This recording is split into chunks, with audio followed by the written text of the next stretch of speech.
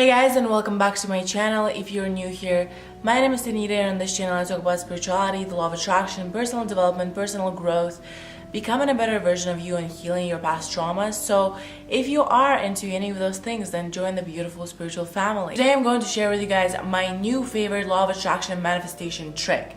I am very excited to share it with you because it really opened my eyes to the reality of how easy manifestation is once I realized the simple truth.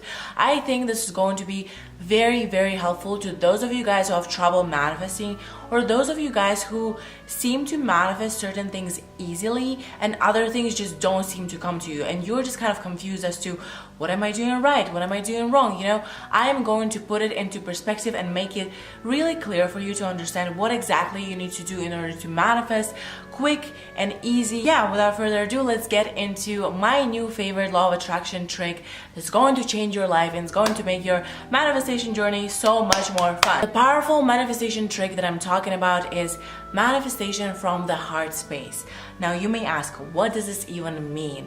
To manifest from your heart space means to manifest from a place of love. It's that simple, but it takes a minute to understand this concept and why it really is so beneficial to our manifestation practice. So what does it mean to manifest from a place of love? It means to fall in love with your desire. It means to want it so much that you adore the idea of it, that you absolutely love it. The key to successful manifestation is to really want something. Now I know you're probably like, duh, Tanita, we're not dumb. Like, obviously if we're trying to manifest something, we want it. But check yourself, ask yourself, do you really want to manifest half of your desires? Because the chances you don't. A lot of the times we want things that we don't really soulfully resonate with. We want things that we don't really want. Instead, we want things that we are told to want, or that everyone wants, or that kind of just are forced upon us by our society that we live in. So ask yourself, are the things that you're going after really the things that you're in love with? Are the things that you're going after really the things that you truly from the bottom of your heart want? I came to this realization that you can't manifest something that you don't absolutely desire when I was reading the book Think and Grow Rich.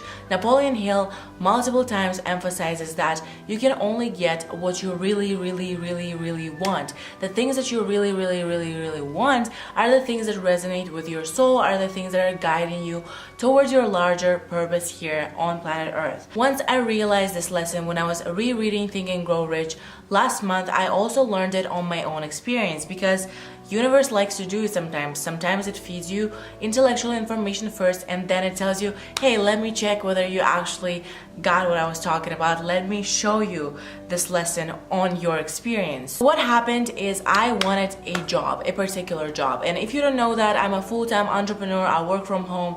So wanting a job is not something that I usually do, but there was a perfect opportunity for me that was only like a couple of month long position that paid a lot of money, that was in my field of my education, and I thought that I was a perfect person for that position.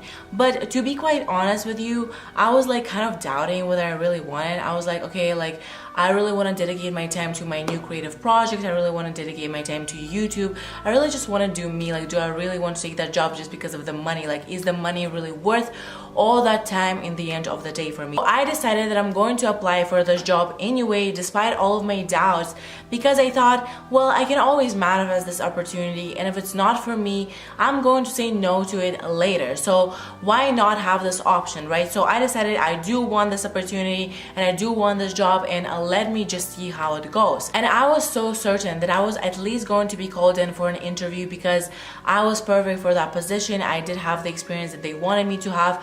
I had other jobs and other internships that are much bigger than the job that I'm applying for was the resume that I had. So I thought that I'm kind of overqualified for the position, and nevertheless they never called me. My resume was one of the resumes that they kind of just looked at and initially thought that I am not good for the part and someone else got this job. When I was talking to my parents about how I didn't get the job, my parents were upset. They were like, that was really good money, you should have really put yourself into the resume and things like that. But my mom just saw me through and she was like, it's because you didn't want it in the first place.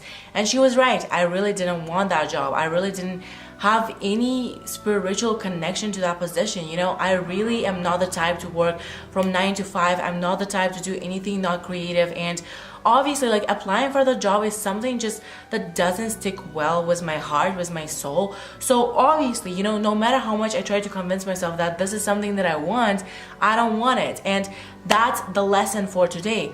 You will only get things that you really, really, really want. So really, really ask yourself whether the things that you're going for are the things that you're really, really passionate about, are the things that you really, really soulfully connect with, because the chances they are not. Ask yourself, am I doing everything that is fulfilling my soul purpose? Because if you're not connecting with your desire on a soulful level, the chances you're not going to manifest them, or you're going to manifest them and then you're going to be miserable when you get your desire because it's not something that you wanted in the first place. So really, really ask yourself whether the things you're going for are the things that you're truly passionate about, are the things that you truly care about, are the things that you love doing, right?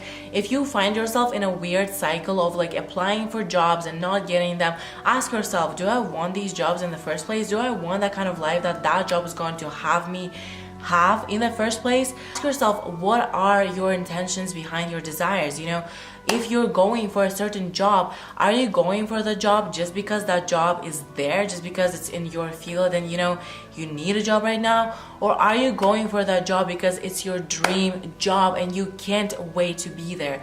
Those are different motivations. Yes, I am telling you that it's supposed to be easier to manifest bigger and grander desires than it is to manifest mediocre things, because these are the things that you're actually passionate about.